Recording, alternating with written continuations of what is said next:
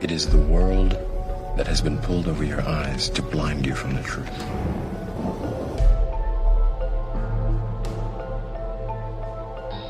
Is it possible that there are no coincidences? What have we done? People should not be afraid of their governments. Governments should be afraid of their people. You must unlearn what you have learned.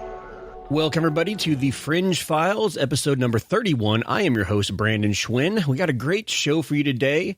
Guest coming all the way from across the pond in the UK.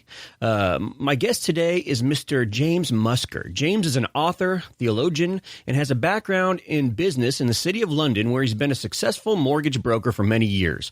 Like many people, he started studying conspiracy after 9/11, and with his knowledge of the Bible, and in particular Hebrew, this led to his passion of studying the more esoteric aspects of the cryptocracy and the New World Order. He's joining me today to discuss his new book, The New World Religion and the Beliefs of the Elite. You can find him on Twitter at new_world_REL and on Facebook at New World REL, all one word. James, welcome to the Fringe Files. Well, thanks very much for having me. It's a pleasure. We talked a little bit before the program, but it was interesting how I found you. I just happened to. I am not a social media guy at all. I should be, but I'm not. I'm very terrible at it. But I happened to go on Twitter and find a tweet about your book, and it intrigued me. So I did some looking at it, did some research on it, and I decided, man, this is a guy that I need to get on here and talk to. And even though we have a pretty large difference in our time frames, we were able to make this happen. So, again, welcome to the Fringe Files.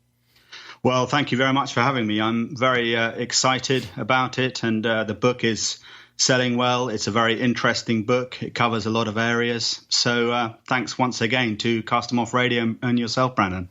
Well, you've touched on some pretty, hot-button topics, it seems like. I mean, it seems like there are a lot of people in the world who are waking up to the idea that there's more going on behind the scenes than what we used to think. Your book, The New World Religion and the Beliefs of the Elite, touches on many of those hot-button topics that people are starting to look into and pull the curtain back a little bit. And it's important for guys like you to get this information out there.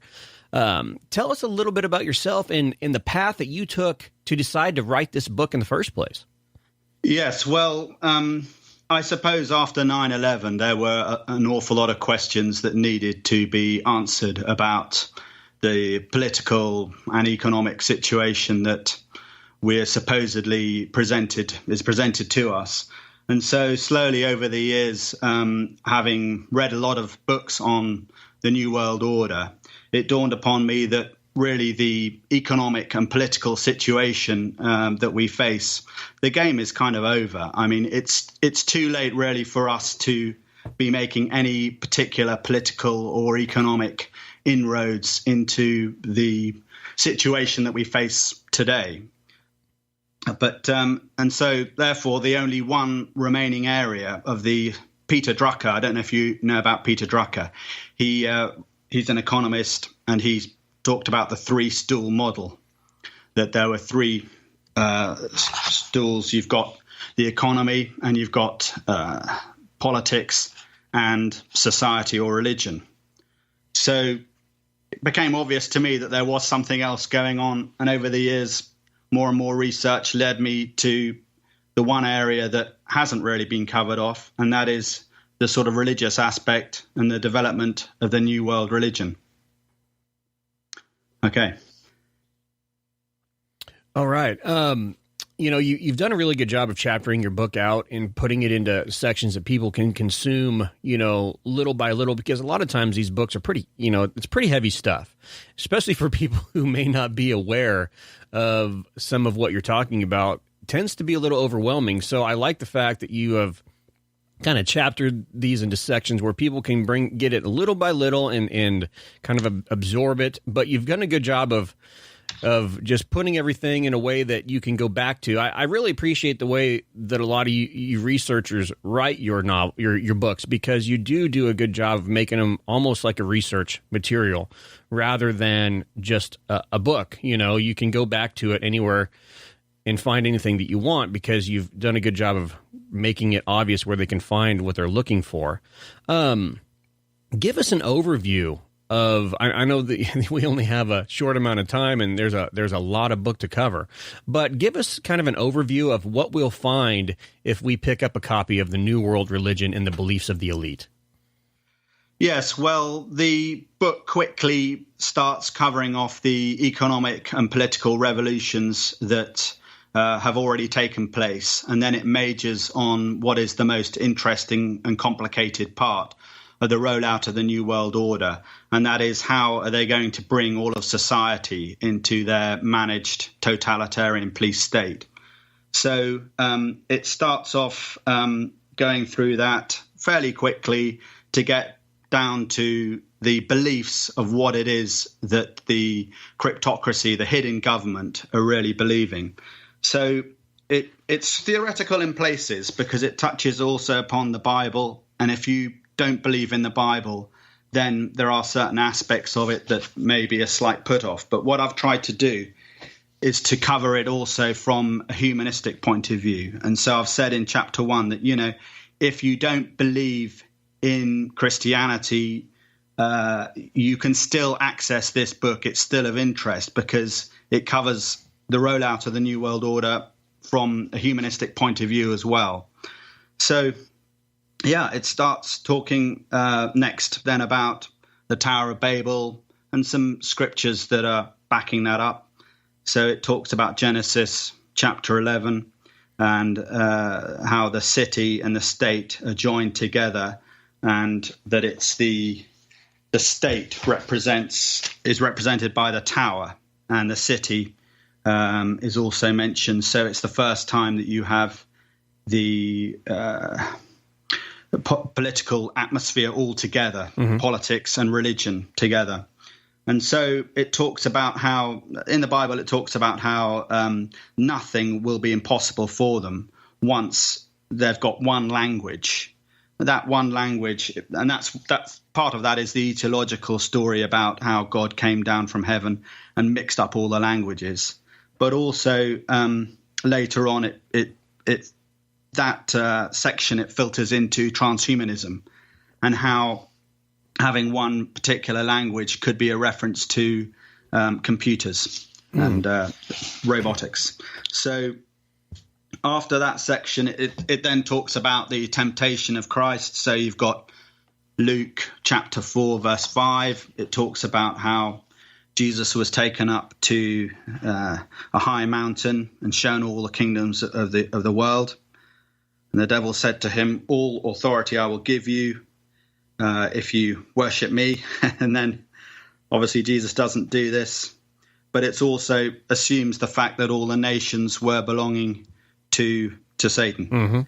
So yeah, it covers those aspects, and then it moves on to Revelation chapter 13, verse 7. He was given authority over every tribe, people, language, and nation. All inhabitants of the earth will worship the beast. So, yeah, those are the main three biblical references. There are lots of others, but those are the ones that I just sort of mentioned in chapter 2 to set the scene, get you used to the fact that part of this rollout of the New World Order, it's not only to do with money and power, it's also spiritual. You see, and this is where the cryptocracy are trying to sort of encase us in the material world, keep us entertained with cheap entertainment and goods and services, etc. But actually, there is also this spiritual element to the rollout of the New World Religion, and that's what it's covering there in that section there. Yeah. So then the book then states who it is. It's all very well me claiming, well, you know, the world's under the power of the cryptocracy, and they hide behind the government, and that we're in a sort of occupied government status. But in order to break down those sort of deeply entrenched deceptions that people are suffering from, I get in there and explain who the groups are. And some of them are spiritual, most of them are political. You would have heard of some of them before. You've got the Council of Foreign Relations. I go through later on the history of the Council on Foreign Relations. You've got the Trilateral Commission and the international, the other particular groups that are involved with the Council on Foreign Relations and how they really are part of the shadow government. So, yeah, I've got a list here if you're interested. Oh, yeah. You don't have to go through the entire list unless you want to. But, it's interesting to me. I guess I have a question for you, and then we'll continue. Yeah. Here in the States, I don't think many people understand the gravity of the situation in the rest of the world when it comes to the police state aspect. But currently, we're seeing some interesting things happening in the UK. And don't say anything that's going to get you in trouble, because I know freedom of speech doesn't exist there like it does here. But does it seem like people there are starting to be more open to these kind of ideas as they're seeing the crackdowns happening, even with the Tommy Robinson situation? It's a lot of strange things happening there that we haven't seen in the past, almost open police state action. Do you get a feel like maybe people there are starting to understand that this is a new level? Yes, I do. I do think that people make jokes about it. We're entering into a police state, I'm always telling everyone. But it's at what level that it's happening, and to what degree can we notice it? But I do think that slowly the direction that everything is going in can only be in that sort of direction, because, for example, all of our information is being hoovered up by these huge computers. It's sent in the UK, it's sent over to GCHQ, and then it goes from there up to Utah, every email, every conversation. So this is all part of the fact that the hidden government, they are a bit, they've got a bit chip on their shoulder. They can't let nothing that goes on can happen without them to some degree being involved. Yeah. So they are power hungry. They're information hungry. I suppose information is power. So they are keen to take on board everything. And then going back 20, 30 years ago in Britain, there weren't cameras on every single police corner, and the excuse is that it's a reduction in crime. But I suppose that may be the case, but also it is a bit worrying when you just about everywhere is covered in. I think the UK wins the award for having the most CCTV cameras. Well, and judging by the stats on crime recently, I don't think it's cutting down on crime, at least not in London. No, well, yes. Yes, I think that, yes, the direction that we're going in is a bit worrying, but it's also worldwide. And I think that it also begs the question about Europe, what's happening there with part of your statement, how is Britain really doing? So Europe, the plan probably for Europe is that it's just going to become a worse and worse sort of situation economically and socially, and that because it's the cradle of civilization, at least in the mindset of most people, it's actually the Middle East that's the cradle of civilization. But for most sort of masses, people, the belief is that Europe is the main area, and so in order to bring in their new system, the order out of chaos, order ab chao, which is one of their Freemasonry maxims, they have to destroy Europe before anywhere else. And that's part of what they're doing. And that's part of why Britain's leaving the EU as well. So, there's a bit on Brexit there. Yeah, I didn't mean to take you off track, but it just, I kind of want to get a perspective from somebody who's there, because here, I don't think a lot of Americans understand that we're the only place with true free speech, and it's even somewhat limited at times. You can't get away with everything. But I don't think we even know what it's like to have to watch what you say for fear that you might get thrown in jail. The Tommy Robinson situation, although technically he was brought up on charges before for doing the same thing, and he was told if he did it again, he would be in prison, and he did it again. But for the reason that he was put in prison is ludicrous. You were filming outside of a trial. Are you kidding me? That's not a criminal offense in my book, but it's all to keep under wraps certain things that are going on. And I'm not going to get into detail because I don't think we want to even go down that road now. But I would say that what's in your book is going to give background to what's happening right now in Europe. Is that a fair statement? Yeah. Oh, yes, it certainly is, because I make this pretty huge comment that the EU, the UK leaving the EU was something that was planned by the cryptocracy probably right from the very, very start, back in the 50s or 60s. That is conjecture. We don't know that. But it does seem likely that that was something that was on the agenda, get everyone into the EU as one of their little experiments in order to produce the New World Order, what it's going to look like, how it's going to come about. And then once everyone is in the EU, then remove the UK. And that's hence why we've been going through all of this convoluted sort of machinations to do with leaving the EU. The other thing that I mention in my book is about good versus bad Islam. And this is a very, very important psyop that has been run by the cryptocracy. And that is that on the one side, they promote good Islam. So they're saying that, for example, Tony Blair and John Kerry said that Islam was a religion of peace.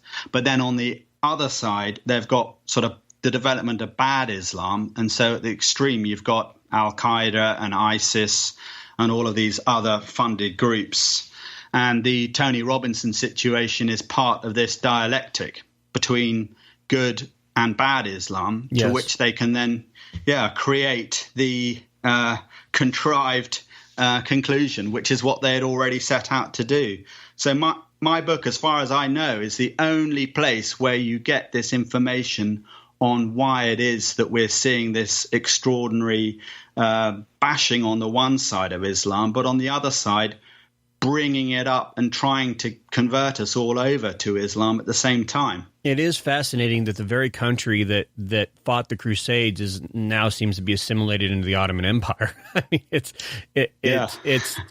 disturbing, but you're right. One need only read the Quran to find out what Islam is really all about. Now, that doesn't mean that every Muslim is going to go out there and try to kill people. There are people on extremes of everything, but you can't say that a religion is founded in peace when the book clearly states that it's not. So, that's just not true. The Quran is definitely not a book of peace. So now that's not to say that every Muslim is going to go out and try to chop people's heads off, because that's not the case either. Same with you have Christians who are non-practicing but would consider themselves Christians. The same thing goes in the Muslim world. But anyway, sure. It is definitely, I think people are going to get in here and they're going to read your book, and then they're going to look at the real world and they're going to go, okay, I see where this is taking place. I see what's happening. It's not by accident that this migrant, quote unquote, migrant wave has happened in Europe. It's definitely done by design to disrupt the societies and to break up the culture and to kind of assimilate people into this new culture, this one worldism that they're trying to promote. In chapter 4, you go into history. Who are the Rothschilds and why are they so important? Well, it's mainly to do with the fact that the banking elite, they are the ones controlling the supply of money all over the world. They are the central bankers. The Bank of International Settlement, which is in Basel, they get together once every month. And when I'm saying the top bankers, I give a very quick list, like Mario Draghi, Mark Carney, etc. All the top bankers, Ben Bernanke and Alan Greenspan in the past, they all have their meetings. And so banking is a vital piece of the jigsaw in order to put together what the long-range plan for the New World Order really is. And if you don't have some sort of knowledge of what's been going on with banking, then it all falls apart. So I do cover the Rothschild family, and if you look, you can see them at many different places in the rollout of this whole story, and the whole situation. That the Rothschilds, they made an immense fortune in sort of in the early 1800s, and then from about 1900 they then sort of go into the background. But they are very, very important, and they're involved with the global GEF, Global Environmental Facility, which is to do with basically land grabs. And you can see them all over the place, as you know. Mm-hmm. Huh. It is strange that one family can wield so much power, over the world. But it does seem like, you have the Rothschilds, and then you have George Soros, who has so much influence all over the place. He's been putting an immense amount of money into the elections here in the United States, even on the local level, trying to get people in place that will push forth this Agenda 21 through coming out of the United Nations and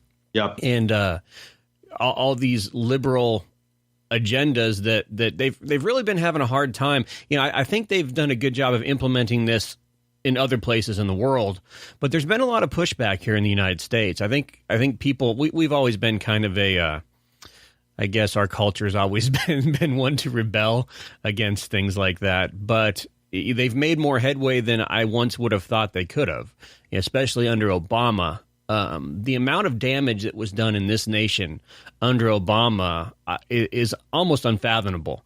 How many regulations were passed in an 8-year span, really with no oversight, just with the stroke of a pen. And it kind of really opened my eyes even more to how easily this stuff can be put into place if you have the right people in power. Really, the people don't have much say. They give us this illusion that we have say, but we really don't. And the fact that Trump was elected is still mind-boggling to me. And I don't really know where he fits into all of this. I once thought that maybe this guy was, part of the club and he was just playing his role. But he sure has shaken things up, and I don't know what to think about him. Yes, well, I think that Trump, with his domestic agenda, it's been part of, obviously he's a puppet, as they all are, and part of his agenda has been to pull back on the domestic, to kind of help America and Americans so that he can keep the populist vote. But his foreign policy has been, I would say, pretty much directly in line with the neocons. So from that position, the neoconservatives, Donald Rumsfeld and all of those, they're a joke. They really are. How they managed to get away with their political beliefs, it's just outrageous. But I think that's what Donald Trump's been doing. So on the one hand, he's kind of building up domestically America, helping there. But on the other, he's fulfilling all the agenda that they want, particularly in the Middle East and elsewhere. And this North Korean thing, I mean, it's my take on it is quite extraordinary and probably far removed from other people. But I just take the view that it was all an experiment, and that although it did happen, I'm not going to deny that the last 70 years has happened, but it's all one of their contrived experiments whereby they set up North Korea. How do we get on to North Korea? But it is interesting that just 2 hours before this interview, Trump came back out and said that North Korea is still a very dangerous threat after saying that they're not a threat anymore. Yeah. So I don't know. Yeah. I mean, I'm on the fence with the guy right now. He has done a lot, like you said, domestically here that has been great. But then the pushback against him is interesting too with the media. I mean, I've never seen so many people try so hard to take one man down ever. So I don't know. You know, I don't know if he's a guy who just somehow slipped in and is disrupting things, or if this is all part of the game. I really don't know. There's a good argument either way, really. Yes, it is very difficult, and it's a bit crazy almost to make too many comments. But I do feel that Trump is there to distance himself from the real center of power, the CFR and the Trilateral Commission. Mm-hmm. There aren't that many Trilateral Commission members in his administration, and that is because they're trying to get him away from the center of power so that he can make a fool of himself, and so that they can destroy him, because it's all fundamentally about destroying the presidency, to try to make it dysfunctional, so that those are issues. Because remember, Order ab Chao is the Freemason maxim that says they have to destroy the whole world in order to recreate it as they see fit. And also the Fabianist, I mentioned that George Bernard Shaw, you've got the picture of him with a hammer over the earth, smashing it up in order to remake it. That is the New World Order. That's what they're seeking to do, to remake it as they want into their kingdom that they speak about. Mm-hmm. Yeah, it's that seems like that's been the goal all along, is to kind of destroy us. The idea of the phoenix rising from the ashes. You see that phoenix symbology a lot in many of these occult circles, and in some of these, even some of the symbolism from different governments. In fact, there's an argument that what is that? I think that they said the eagle on some of our currency even is actually a not an eagle at all, but a phoenix. So fascinating there. In chapter 5, you get into social engineering. Can you give everybody a brief explanation of social engineering and how they are trying to, engineer our minds, basically? Yes, well, it's very, very subtle. They have these think tanks, such as the Tavistock Institute, who are making analysis on what people are thinking and how they can control the agenda. And they use many different subtle methods in order to affect society so that it can be basically brought into their managed Masonic society. That's their end goal, to bring us into a sort of Luciferian police state. I know that might sound far-fetched, and it might sound a bit too off the wall, but that is basically what they've been doing. So they have to destroy the traditions of today, and so that's what they're doing there. And really, it's all a bit of an illusion. For example, the CIA, they put slides into sort of the media, so that when the word conspiracy or conspiracy theory is mentioned, people just sort of shut down their critical thinking. Yeah. And it's all over. It's all pervasive. You can't really move without seeing it. So it's terrible. But, if you've got the deprogramming, I mentioned some sort of techniques to try to deprogram yourself from the endless onslaught. And I've just seen in the book, there's a quote here from David Rockefeller. He says, it's a famous quote. He said it outside the Trilateral Commission in June 1991 about the press. We are grateful to the Washington Post, the New York Times, Time Magazine, and other great publications whose directors have attended our meetings and respected their promises of discretion for almost 40 years. This is a sentence. It would have been impossible for us to develop our plan for the world if we had been subject to the bright lights of publicity during those years. Oh, wow. I mean, how black and white can it be? There we go. David Rockefeller. And people just, they just kind of skim past it. Nothing to see here. It is obvious, especially in Western culture, how the media is used to influence us through television and movies. And it seems like ever since the Nazis were in power, they definitely took some things from the Nazis for sure. And that was one thing that they were masterful at was using, propaganda, especially in the media, to influence people. And I mean, it's made a profound difference here just in the States from what I see, just in our everyday culture. You've seen, the way that kids act and the way families are. I mean, there's obviously a huge attack on the family. They don't want the family unit to be strong. They don't want the family unit to survive. They like this single parent system because they know that the kids are raised then without really much oversight. And there's a huge problem here. And I don't know what it's like over in the UK, but here, especially among certain ethnic groups of a fatherless generation. And that's dangerous because you get a whole group of young men, especially raised up, who have had no father figure, no idea how to be a man, no idea how to function properly in society. And we end up with just a very broken culture. And that's what we see everywhere. Every television show you see, generally there's a broken home.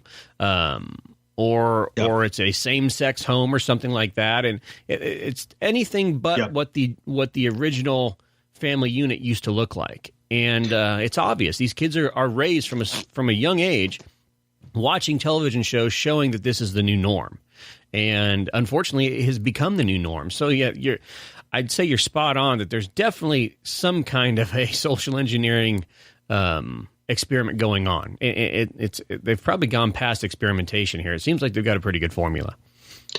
Yeah, they have perfected the technique. And then I mention in the book that in due course, and one day, and again, it may seem far-fetched, but and I hope I'm wrong, but one day they will have a new system which will be based upon technology, which will mean that our existence will only be possible if we are jacked into the sort of transhumanist central computer hive network, something like that. I mean, it is a bit conjecture, but I think that's possibly the direction that the transhumanists and robotics, and that's, I think, what they really want it to be, something like that.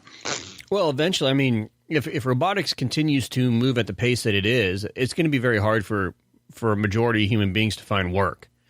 And so the only work they could find then maybe would be like in a virtual environment, something along those lines, like kind of like a Ready Player One scenario. I don't know if you've seen that film yet.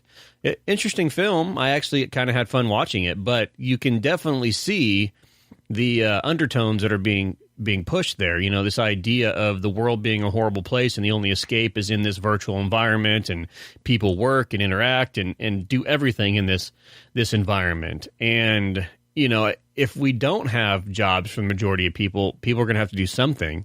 If they can't control them, then there's going to be chaos, which they may want chaos for a while. I'm not sure.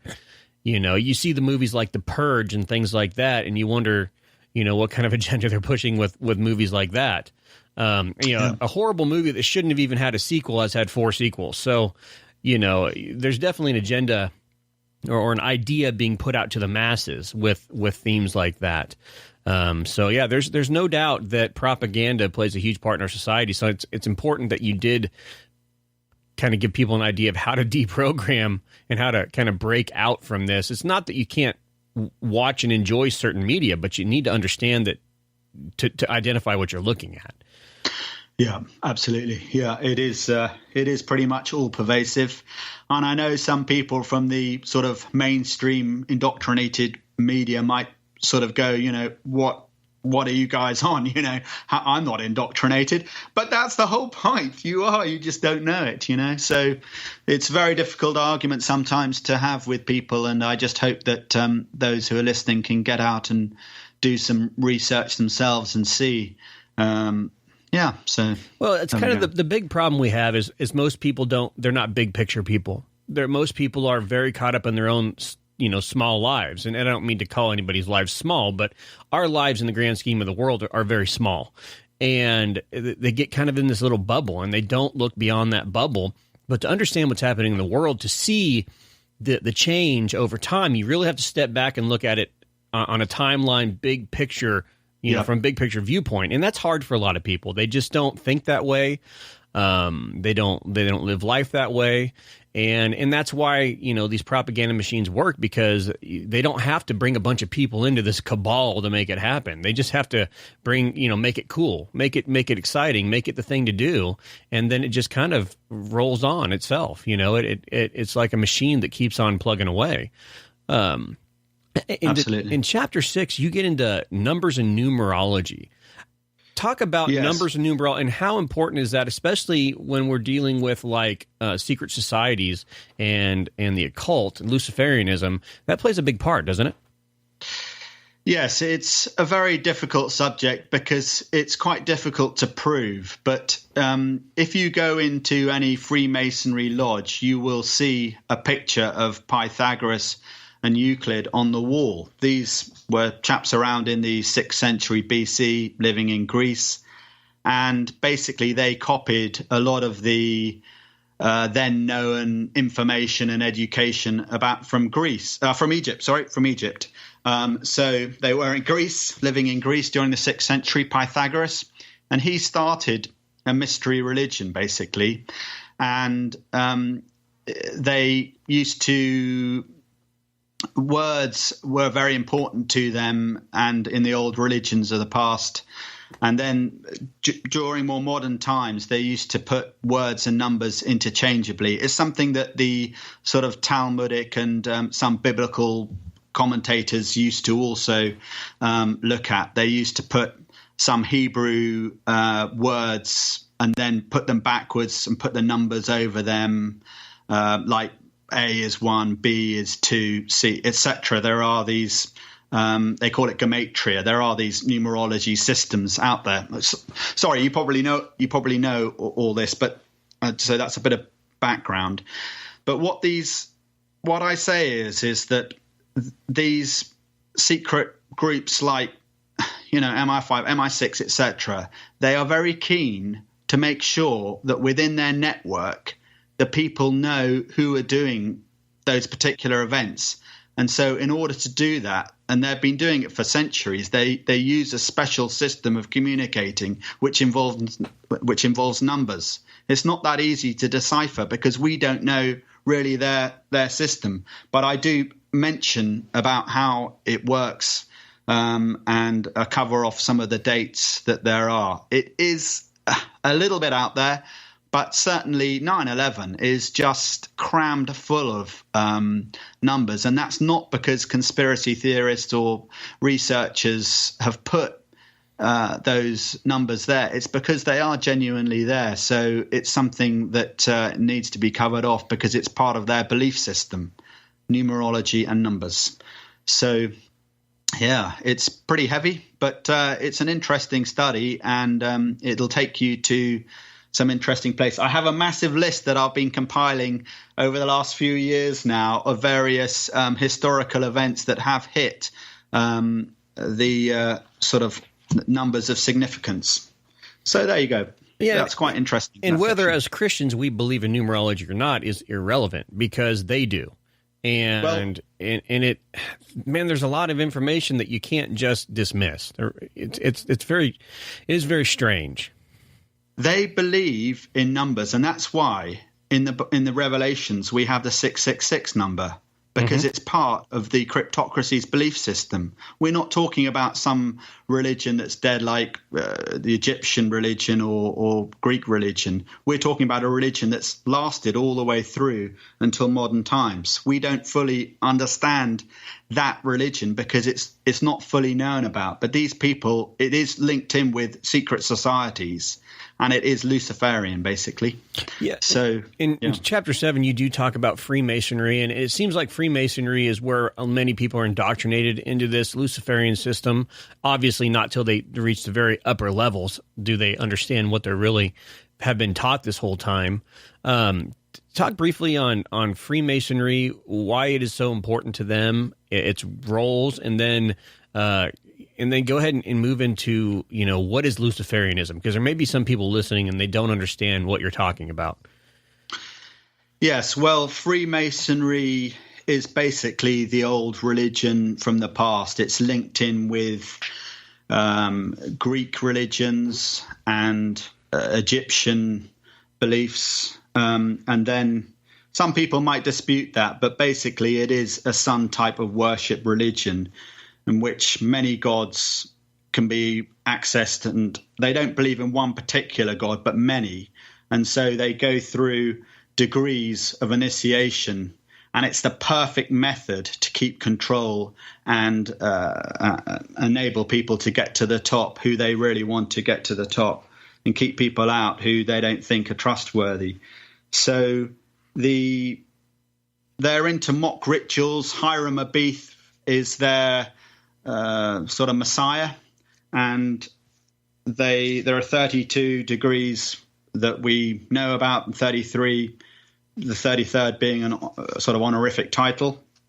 But there are the different types of Freemasonry, and it's a bit like Rosicrucianism, and lots of these religions are put in a bit like software that sits within a computer, and Freemasonry is a bit like the sort of hardware of the computer into which you can put this particular degree or that particular belief system.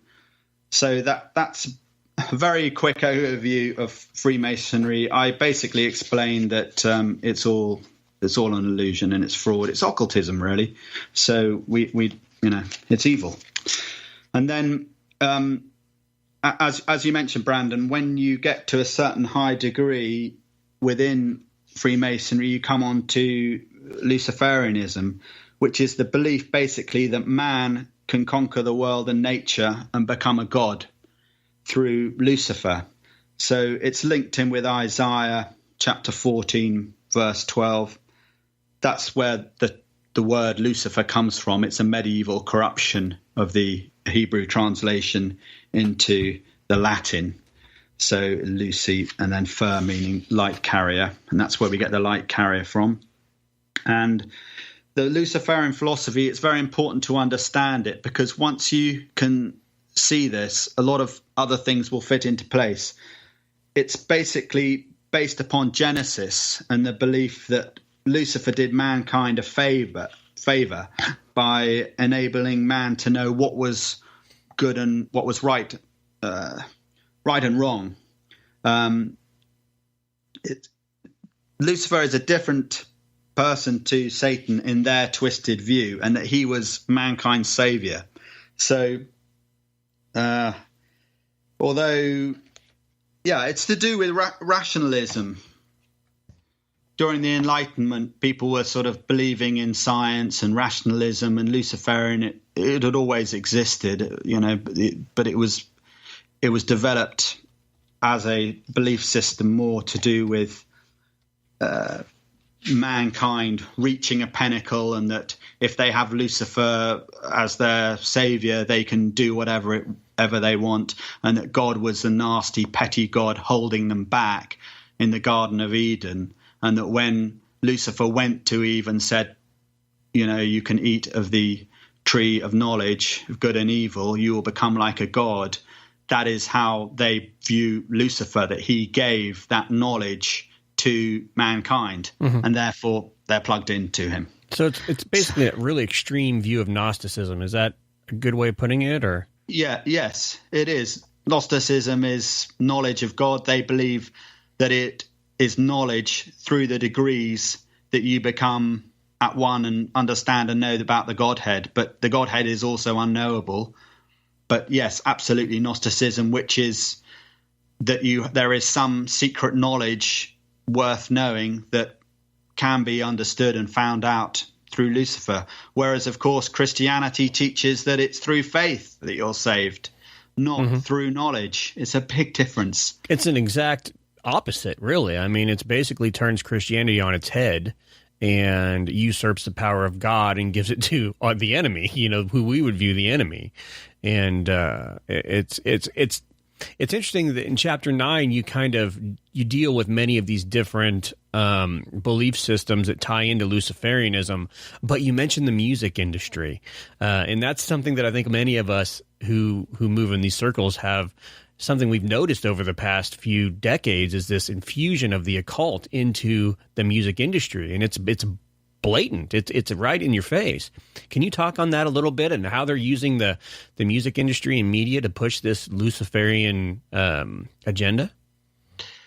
Yes. Well, in order for us to enter into their eventual kingdom, they want to slowly indoctrinate us with their belief systems. And so in order to do that, they want to take people who are young and impressionable, maybe teenagers that typically maybe some elements of the music industry are aimed at, and they want to make sure that they're following their particular agenda.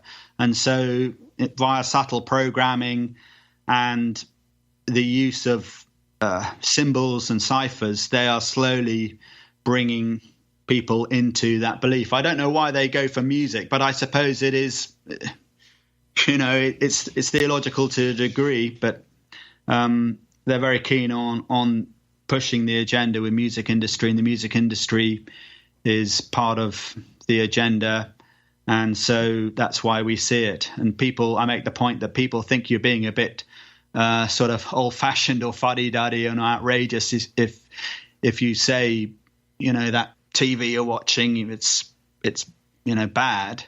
But what if we're right and we know that there is an agenda going on, so they're just pushing it. Well, and the music industry makes perfect sense to me because of the fact that you can put this doctrine directly into the lyrics of a song, and people are going to recite it. It'll be pounded in their head.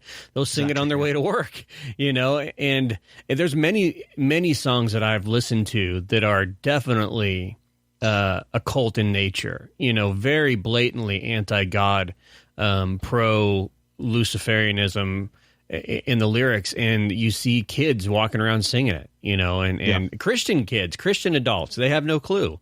They have no idea, and it is a pretty sad state of affairs when the majority of the quote-unquote church is out there, totally immersed in this culture, and they have no clue what they've gotten themselves into. But then when we look at, the TV, it's proven that the flicker rate that the TV puts you in a different state of mind to, instead of a critical thinking, you're just in a receiving state where, you just kind of accept what you're told rather than critically think about it. That's why I've always told people when you're watching TV, don't just watch it for entertainment as much as, question what you're watching. Keep your mind active, because otherwise it's very easy to be, indoctrinated into many of these things. And it does sound kind of out there, but the more science that we get on this, the more that we can see that this isn't just some kind of quote unquote conspiracy theory. There's fact to what's being talked about, and it's very disturbing, how pervasive this has become. Yes, it does indeed seem that deep down within our subconscious, there is an element of that what we're seeing is impacting us, and that therefore a lot of these deep psychological suggestions and symbols, it is true. It does actually work. It does affect you. Lots of people have had this argument that it hasn't, but I think fundamentally it's false. It does affect everyone. So there we go. Yeah. Well, and, using this media system, part of it is to push us into this one world religion aspect. What, in your view, what is this one world religion going to look like, and what is the roadmap to get there? Yes, well, it's linked in with environmentalism, and it's linked in with the concept of the sacred Mother Earth. And you see, it's really a type of control network, a control system whereby they can decouple the Western economies to bring them into their new society, and also it's a method whereby they can basically grey out all the religions of the past, because in their view, the religions are the source of the vast majority of violence, even though it's them that's doing it anyway. They're playing that game of pretending that it's religions that are causing all the violence in the world, and they want to. It's a real problem for them that there are people who have fundamentalist beliefs, or people who have what I call orthodox beliefs. People who, if you believe the Bible, you believe in Jesus, and you want to do things correctly for God, then that is a serious problem for them. They want to bring us, control us, so that we are no threat to their system. And so therefore they're putting this system out there. So at its heart will be the concept of the sacred earth, and around it will be like a smorgasbord of other beliefs. So if you're a Muslim, they will allow you to believe certain elements of that, but it'll all be very, very grayed out. Eventually, they want sort of the belief in God to be like an eccentricity, something that, you don't believe that. That's 50 years ago. And that's where basically Western society is now.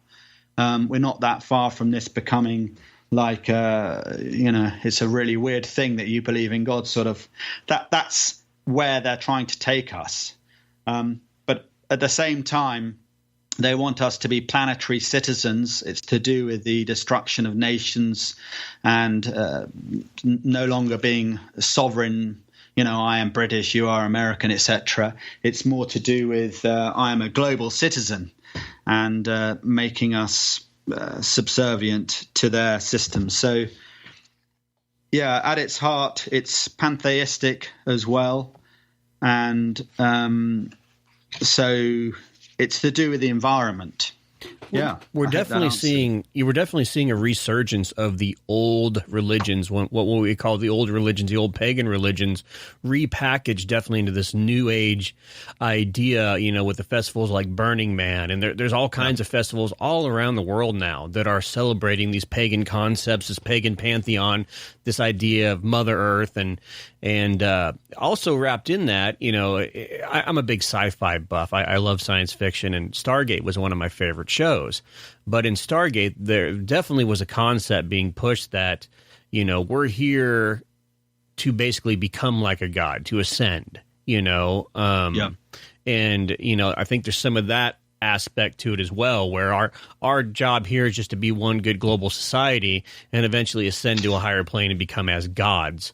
And that's exactly it. Yeah, absolutely, Brandon. That's exactly it. They want themselves to be gods, maybe not so much us as the masses to be gods. We're to be the slaves, but they want to bring us into that society where they can be worshipped. And that's what the New World Order is all about, really. It's not about economy and power and oil and money. And it's not even about Israel and creating states that are completely destroyed around it or anything like that. It's actually about us worshipping them. So in order to get us there, they have to destroy the traditions of the past and absolutely take us into a new. We don't quite know what the center of it. I put that it's mother worship that is the center of it, and from outside of there. Yeah, as you mentioned, New Age religions as well. And it's weird because the United Nations, lots of the general secretaries, etc., of the United Nations have been heavily into New Age religions. And this is, for me, a real smoking gun about what the future is. Because if it really was the case that the type of society they wanted to bring us into is secular, then the United Nations, the top people, would also be secular. They might have odd beliefs, but why are they promoting, for example, the Earth Charter, which is one system whereby they're trying to bring us into their new order? Yeah, there's another researcher, Carl Tykrib, out of Canada. He does a lot of research. He spent a lot of time just going to these United Nations functions, many different functions, especially the world religion gatherings. And just what you're saying, same thing. They're pushing this new age, philosophy centered on basically earth worship in a sense.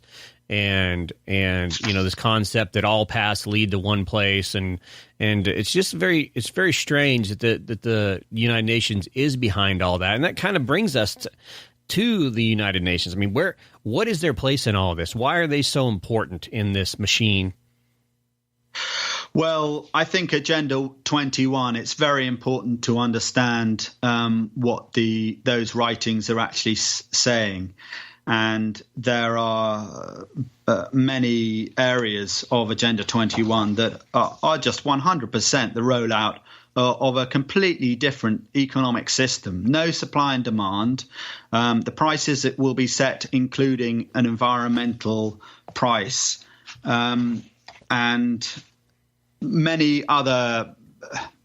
The United Nations is in charge of promoting Agenda 21. They say it's not legally binding, but eventually it seems more than likely that this is the direction that the world economy is going to go into. We're going to enter into a post-capitalist society, which is basically what Agenda 21 is. So the United Nations is the de facto world government waiting in the wings to be sort of brought forward. I can't think of any other scenario that's there. No, I've never met someone that can explain to me any other option.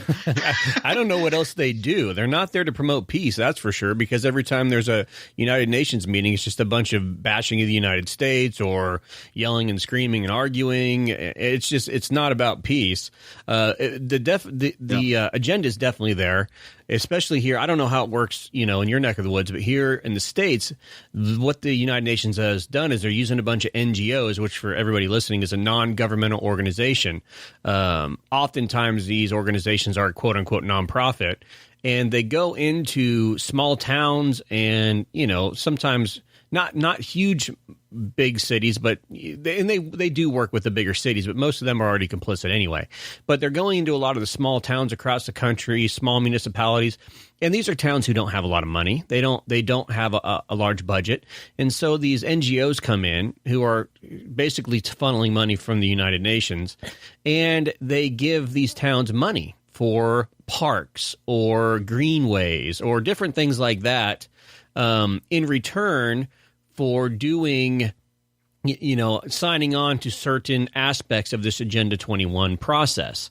So it's basically they pump money into a small town and give them an offer too good to refuse, and the towns take it. And then you start seeing all these new restrictions pop up in these small towns, environmental restrictions, restrictions on what you can do on your own property, all kinds of things that start to filter their way in. And it's done in a way to make it look like this is all for the good. Like these groups are really there to make things better.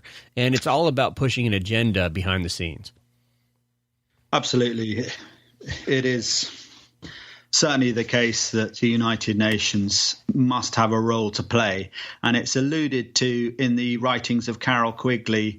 I think it's alluded to that eventually the United Nations will be replaced by another type of organization, such as perhaps the Earth Trust. I mentioned that might be the name. Anyway, that's conjecture. We simply don't know. But there is a lot behind the United Nations.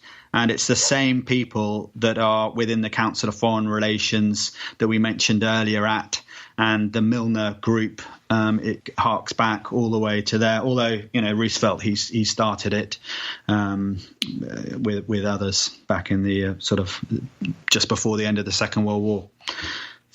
Yeah. Well, we've got about a half hour left. We've barely scratched the surface. I mean, we have gone over some topics that are covered in James' book, New World Religion and the Beliefs of the Elite, but you really need to get a copy of this book. It's very affordable. What is the price point right now on Amazon? It's $5.31. Oh, wow. Yeah. So that's for the Kindle, and for the paperback, it's $12 US. That's very affordable. I would recommend the paperback just because I'm one of those guys that likes to have a book in hand and to be able to mark pages and flip through. And so I would recommend everybody who's listening to this, it's $12, guys. Go support James' book, The New World Religion and the Beliefs of the Elite. Get a copy. I'm telling you, we have barely scratched the surface. We've been kind of going chapter by chapter. We've deviated a little bit, but much of what we've talked about, You can times that by 100 of what you're going to find. I mean, we just really have barely covered, just scratched the surface on what you're going to find. He goes in detail on all of the subjects that we've talked about and many more. James, let's wrap it up talking about the cryptocracy and the utopian society that they're trying to put together. Define cryptocracy for anybody who may not know what that is, and then I'm just going to let you take it and talk about that, and then just go anywhere else you want here in the next half hour to cover any other topics that we haven't quite hit on yet. Okay, Brandon. Yes, that's great. Well, the cryptocracy are the hidden government, and they sit behind the politicians and the bankers, and they are real people somewhere along the line. They have conversations, or there is some communication of some type with Satan. It's pretty serious because these people, they have to be hidden. They don't want to be known about. They don't mind not being known about. They are after power, and they control the world via manipulations and money, prestige, titles, all manner of systems. They're slowly manipulating all the puppet politicians that we see all over the place, and they control the world. And they are, what their agenda is bringing us into a world where they run it for their own good. But what's really weird about all this is that the cryptocracy, the eventual situation that they're going to find themselves, it's not that good for them either, because the end goal of the cryptocracy is to bring down the population of humanity to in the region of 500 million to 1 billion people. They want to reduce it so that their power is there, and perhaps so that they can control every single good and service, and their families. Probably I mentioned of about 4,000 families. We don't know precisely. That is an estimate based upon the sort of the last history of the last 200 years. Those families will live in a sort of godlike status in a post-capitalist society, and the masses below, you and I, we will live in a sort of neo-feudal serfdom.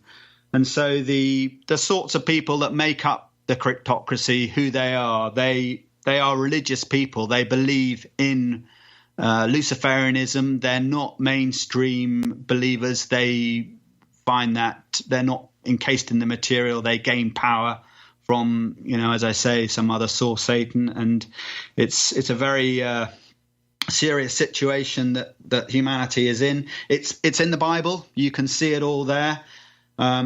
But the sort of people that might make up the cryptocracy would be obviously the Rothschilds and the Rockefellers. They are the visible part of the iceberg. There are people below that and people above, further above, perhaps, such as George Shultz. Eustace Mullins, in one of his books, wrote that there were three people that were running the world, and they were Evelyn de Rothschild, Robert Ruser, who's dead, and George Shultz. He's still alive. So those are the sorts of people. George Soros, who Brandon mentioned earlier, and there are other names. This sort of belief, though, in the 13 satanic families, I'm not really a believer in that, because it is kind of a belief. The cryptocracy at the top changes because the people, you can't have just people going forward. It has to be an institution. And it's like no one fully knows who's right at the top, because it's a secret societies within secret societies directing other secret societies. So it's the rings within rings that Edward Griffin and others talk about, whereby it's all controlled and managed in such a way as that no one knows precisely who is giving the order in order to affect some sort of political goings on. So that's who the cryptocracy are. They are hidden. They don't want to be known about. And part of the reason why they're hidden is that their agenda is so frightening that they daren't be known about. And also, they want to siphon off all the world's wealth. They practically have control over all the world's wealth already. Not only your money in your bank account, but, access to it. How are you going to get that money out? And this is it. Cash eventually will be removed because cash is a systemic problem. If everyone withdrew cash and put it in a safe, it would crash the system because the money wouldn't be in their banking system. So at the top of the cryptocracy, we've got the Bank of International Settlements, those sorts of groups, people like that. Some of them may be unwittingly progressing the New World Order without even knowing it. They're just going about their daily job, but because they're not submitted to Jesus Christ, therefore they are an easy target for Satan to run rings around. Their minds are no match to his. So that's who the cryptocracy are. They are real people. They are affecting society changes at every level. They run the world. I know that you may find that incredible, but it takes a lot of research to get to that point whereby it is starting to make sense. But I'll tell you, my book here, I'm plugging it now, is a good place to make a start. So I hope that that's helpful. Yeah. Well, I agree. I think the rings within rings concept is a much more viable idea than, just the 13 families. Or I think we tend to simplify things a lot, especially in this community. People, I like how that you don't take necessarily an absolute hard stance on a lot of this, because much of it you can't necessarily prove much of what you talk about because of the way it is set up. But there is a lot of evidence. But I think it's very responsible to right off the bat, you said, look, I can't prove any of this, but my research leads me to this conclusion. So that's very important, rather than trying to say, well, this is the way it is and this is how it is, and if you don't like it, that's too bad, because there is some of that going on out there too. And that's just a dangerous way to go about researching things, I think. Yeah, I don't want to be too dogmatic on that particular issue, because it's important for you to do your own research. But very quickly, you will be able to see people such as George Soros is an absolute classic example. He's all over Eastern Europe and elsewhere in America as well, and no one can do anything about it. And so to think that he is outside of the system and, if you or I tried to do what George Soros did, there'd be serious problem. We can't, because A, we don't have the money, but B, we're not an insider affecting world order. And it's interesting to note about the NGOs, for example, that the non-government organizations, that the people who are running the most NGOs just happen to be the same people that we know are within the cryptocracy. So I mentioned that as well. So, yeah, it's important not to be too dogmatic, but we can see these activities. It's a bit like walking along a wall and there's a brick missing, and you can look through that brick and you can see all of this information, all of these people and things going on behind. And then you're saying, look, come and look through here. But because people can't, they can't get to that position, or they don't want to, it's very, very difficult. But my book, is the result of many years of research, and hopefully it will help you to get to that position whereby you can see what's really going on. And it is, I do acknowledge it is quite different to what the sort of mainstream media view is. But as we know, the mainstream, they're in the pocket of the cryptocracy anyway. So why would they be telling us anything that's really going on? Are we so naive that we have to believe everything that they say to us?